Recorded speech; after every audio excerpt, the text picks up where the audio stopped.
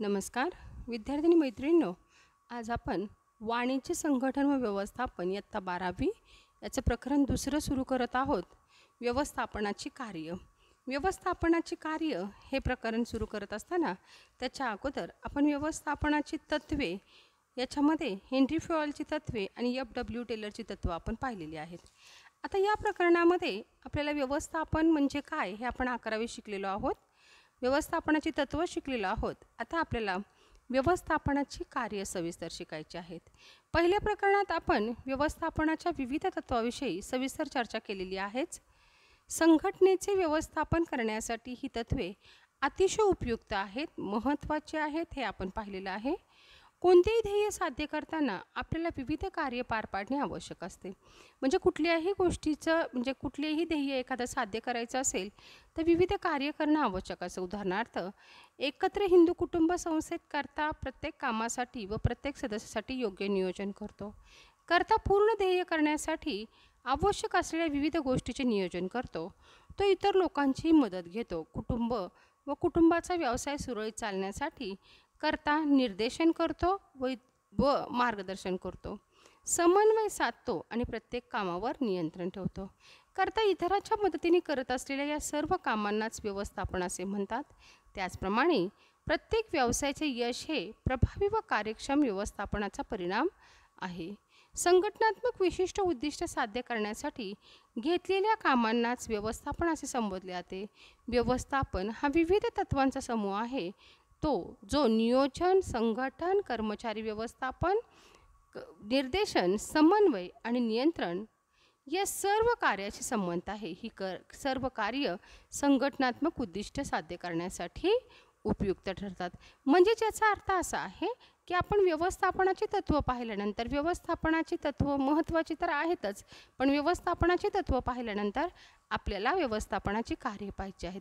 याच्यामध्ये आता आपण उदाहरण पाहिले की एकत्र हिंदू कुटुंब पद्धतीमध्ये किंवा एखाद्या कुटुंबामध्ये त्या कुटुंबाचा प्रमुख व्यक्ती जो आहे तो त्या व्यवसायाचा कर्ता असतो. मग व्यवसायासाठी आपण काय केलं पाहिजे याचं नियोजन कुटुंब प्रमुख म्हणून तो करत असतो. त्याला कर्ता असं म्हणतात. तो व्यवसायासाठी काय आवश्यक आहे या गोष्टीचे नियोजन करतो. नियोजन करतो म्हणजे व्यवसाय संघटनेमध्ये नियोजन गरजेचं आहे. इतर लोकांची मदत घेतो म्हणजे संघटन करतो.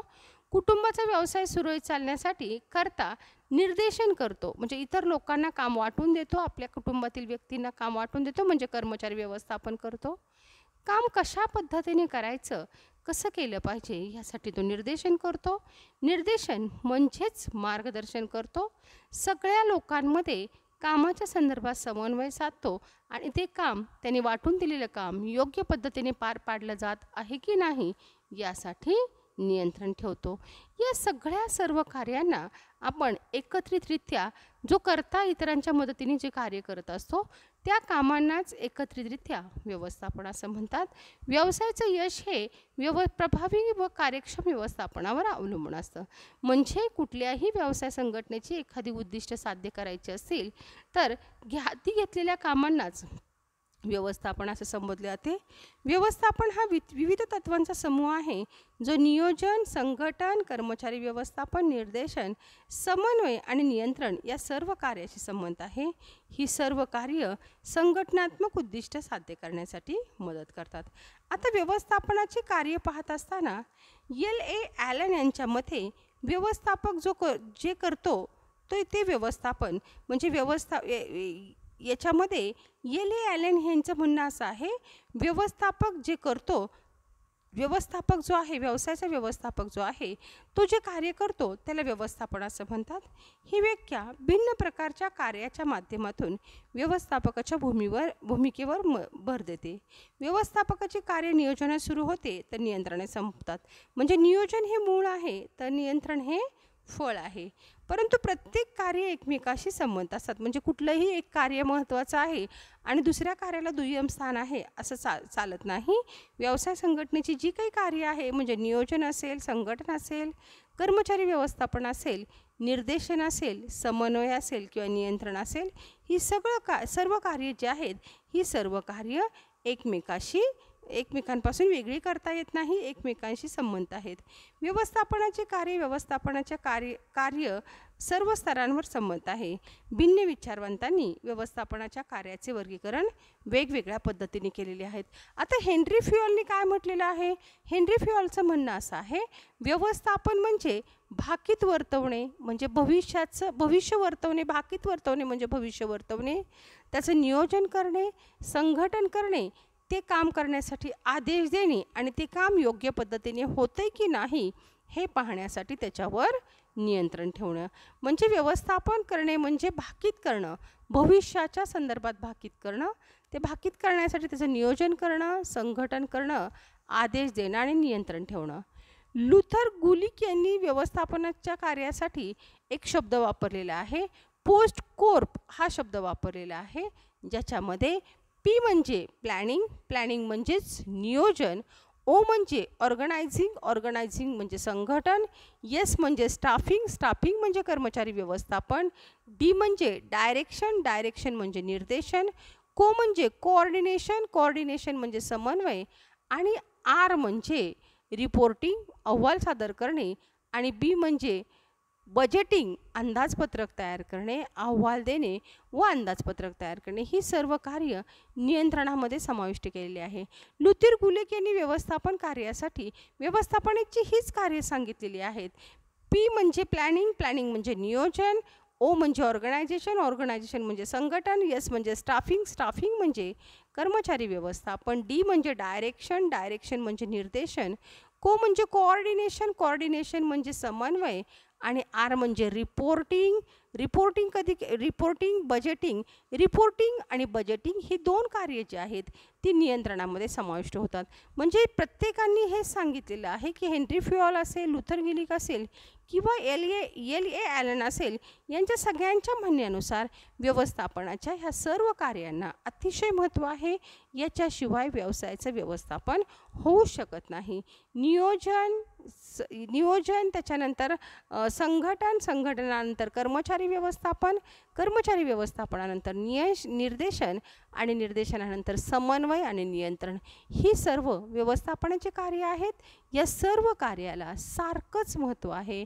एका कार्याला महत्त्व आहे आणि दुसऱ्याला नाही असं होत नाही. या प्रकरणामध्ये ही 6 कार्ये जी आहेत ही व्यवस्थापनाची 6 कार्ये आपल्याला आता पाहिजे आहेत. आता याच्यामध्ये पहिलं कार्य आहे व्यवस्थापनाचं आणि ते कार्य म्हणजे नियोजन. आता आपण व्यवस्थापन म्हणजे काय? व्यवस्थापन म्हणजे भाकीत करणे व्यवस्थापन करणे म्हणजे भाकीत वर्तविणे, नियोजन करणं, संघटन करणं, आदेश देणं आणि नियंत्रण ठेवणं, याला व्यवस्थापन असं म्हणतात.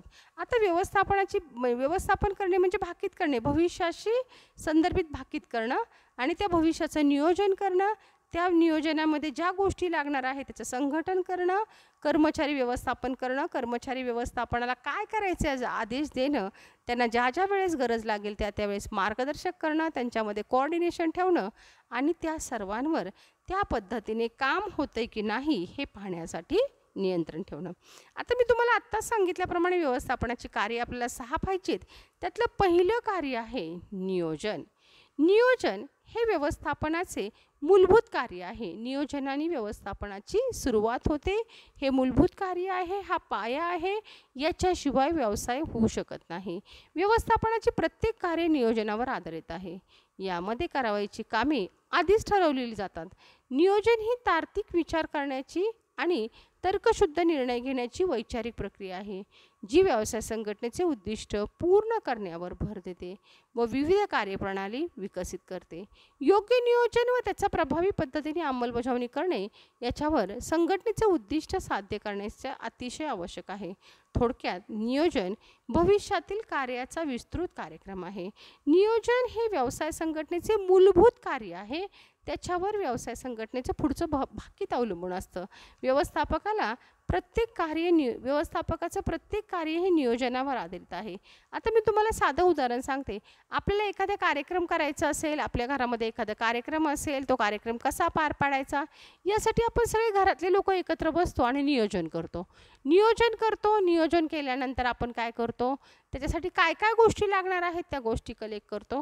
त्या गोष्टी कलेक्ट केल्यानंतर आपण प्रत्येकाला म्हणजे आणखी एखादं वेगळं उदाहरण घेऊया. घरामध्ये लग्नाचा कार्यक्रम आहे, समजा उदाहरणार्थ असं घ्या की तुमच्या बहिणीचं लग्न आहे. लग्न ठरल्यानंतर ते लग्न कसं करायचं यासाठी आपण नियोजन करतो. नियोजन केल्यानंतर त्या नियोजनामध्ये आपल्याला किती पैसे खर्च करावे लागणार आहेत याचं संघटन करतो.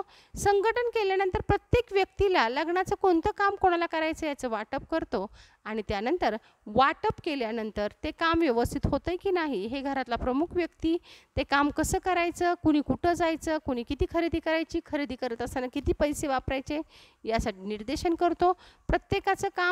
प्रत्येकाने एकमेकाशी रिलेटेड राहून काम केलं पाहिजे म्हणून समन्वय साधतो आणि ते काम त्या पद्धतीने होतंय की नाही यासाठी नियंत्रण त्याच्यावर केलं जातं, म्हणजे कंट्रोलिंग केलं जातं. आता हे मी साधं घरातलं उदाहरण सांगितलं, परंतु व्यवसाय संघटनेमध्ये नियोजन हे अतिशय महत्त्वाचे आहे, कारण नियोजन हे व्यवस्थापनाचे मूलभूत कार्य आहे. व्यवस्थापनाचे प्रत्येक कार्य नियोजनावर आधारित असते.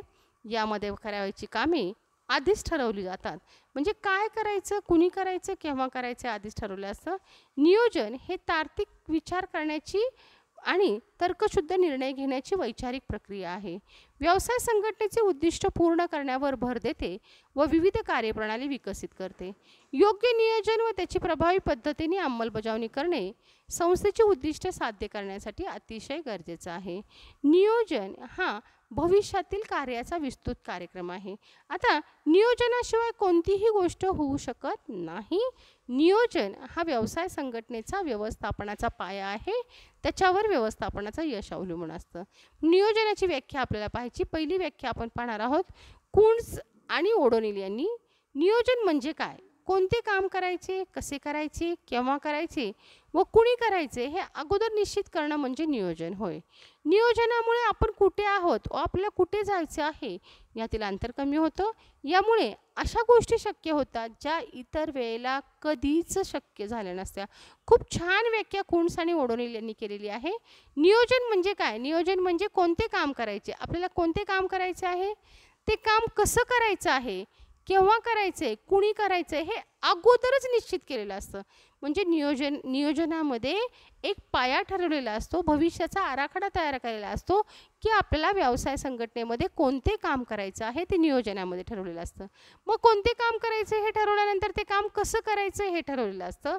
ते काम केव्हा करायचं आणि कुणी करायचं हे अगोदरच निश्चित करणं म्हणजे नियोजन. हे सगळं नियोजन केल्यामुळं एक गोष्ट होते, त्यामुळे नियोजनामध्ये आपल्याला हे समजतं आपण कुठं आहोत, आत्ता आपण कुठं आहोत आणि आपल्याला कुठं जायचं आहे यातील अंतर कमी करता येतं.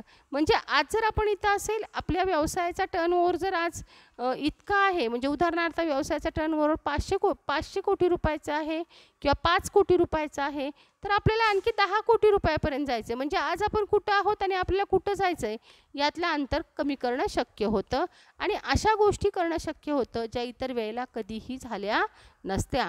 म्हणजे थोडक्यात कुन्स आणि ओडोनिलची व्याख्या जर सांगायची म्हटलं तर नियोजनामध्ये काय करायचं, कुणी करायचं, केव्हा करायचं, कसं करायचं हे अगोदरच ठरवलेलं असतं. नियोजनामुळे आपण कुठं आहोत आणि आपल्याला किती उद्दिष्ट साध्य करायचं आहेत, आपण कुठं आहोत आणि आपल्याला किती अंतर पार करायचं आहे हे ठरवलं जातं आणि त्यामुळं ते अंतर कमी करणं शक्य होतं.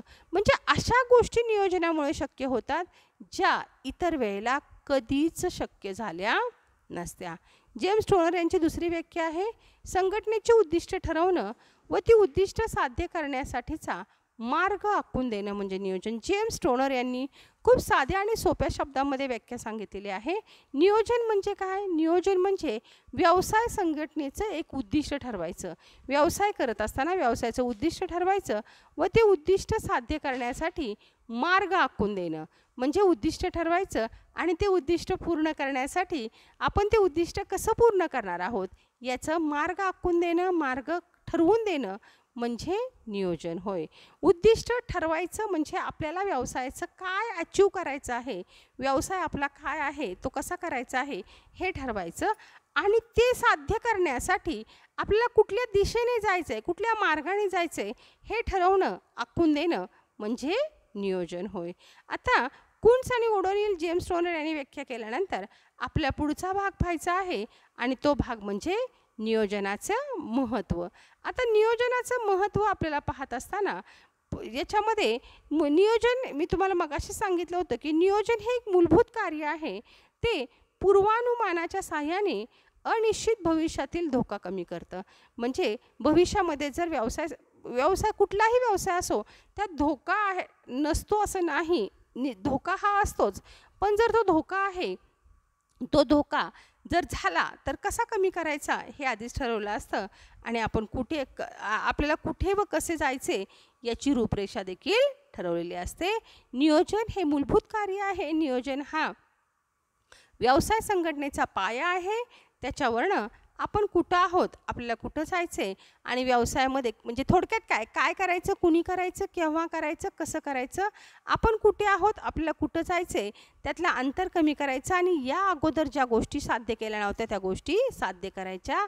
व्यवसाय संघटनेचं उद्दिष्ट ठरवायचं आणि ते उद्दिष्ट ठरवण्यासाठी कोणत्या मार्गाने जायचं हा मार्ग ठरवायचा. म्हणजेच नियोजन हे एक मूलभूत कार्य आहे जे पूर्वानुमानाच्या साहाय्याने अनिश्चित भविष्यातील धोका कसा कमी करता येतो हे ठरवलं जातं आणि आपल्याला कोठे व कसे जायचे आहे याची रूपरेषा ठरवली जाते. नियोजनाचं पहिलं महत्त्व आहे आणि ते म्हणजे नियोजनाचं पहिलं महत्त्व आहे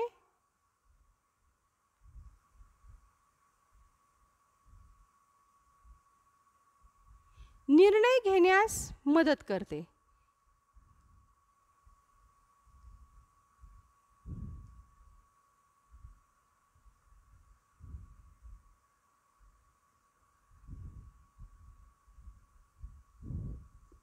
पहिलं महत्त्व आहे दिशा दर्शवते, उद्दिष्ट स्पष्ट करते किंवा दिशा दर्शवते. इथे तुम्हाला स्क्रीनवर पहिलं उद्दिष्ट नाही दिसत आहे, दुसरं उद्दिष्ट दिसते, दिशा दर्शविते. तर दिशा दर्शविते हे उद्दिष्ट मी तुम्हाला आता सांगते. इथं बघा, इथं आहे पहिलं उद्दिष्ट.